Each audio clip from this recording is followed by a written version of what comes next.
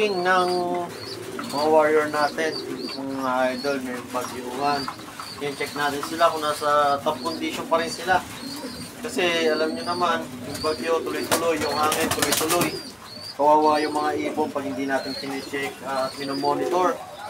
Kaya check natin yung una natin ibon, si Bernasa.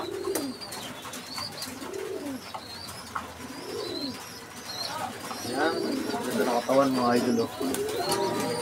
Oh? Tapos yung balahibo, namumulbos mga idol. Yan o. Kinis ng balahibo.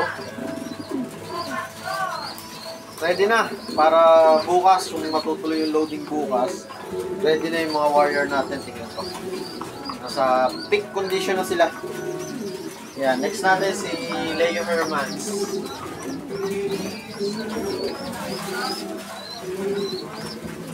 Yan, Leo Hermans mga ito. Ito bangkain talaga to pero nasa peak condition na rin.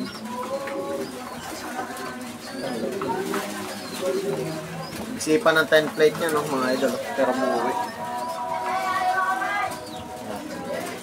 Si Leo. Sayang to mga to, live pa naman ng OB. So si Bernasa live ng YB. Next natin si Grisel. Ito mga idol, yung late natin makaraan. Kahapon hindi pa siya peak condition pero ngayon peak condition na. Medyo bangkain lang talaga itong ibon na ito.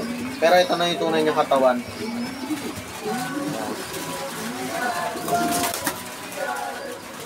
Ganda na.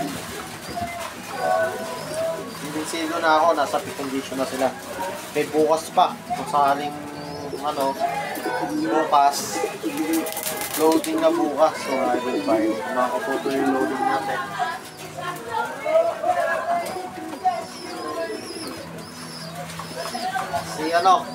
Si Bat mga idol.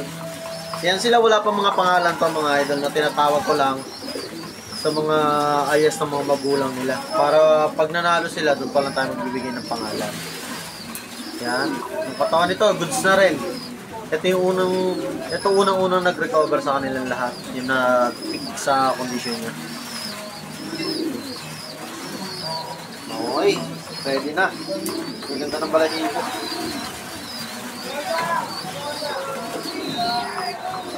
Tapos ito si Basra Vandenbroek.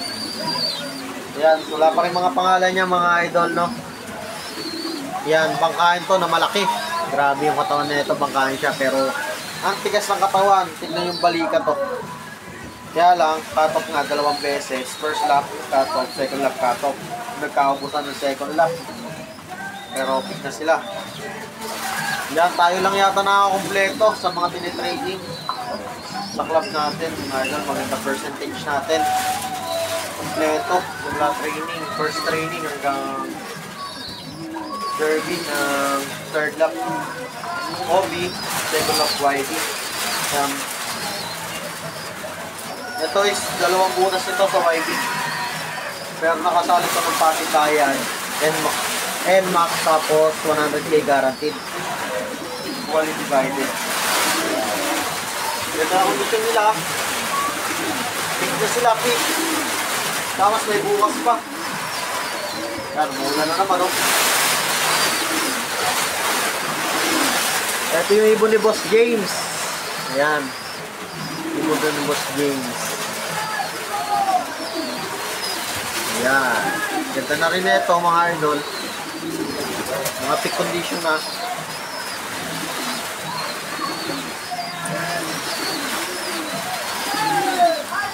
Bago matulog, minomonitor ko. Umaga, tanghali, hapon, hindi kada maaangat ako. Tinitignan ko sila kung nasa peak condition pa rin. Kasi nga, nagbabagyo. Kailangan lagi tayo nagpo-monitor para makuha natin yung maganda condition nila. Yan. Tayo lang mga idol. Yung anim nating warrior na kinukondisyon ngayong parating na Friday. Third lap derby ng YB, fourth lap derby ng OB mga idol.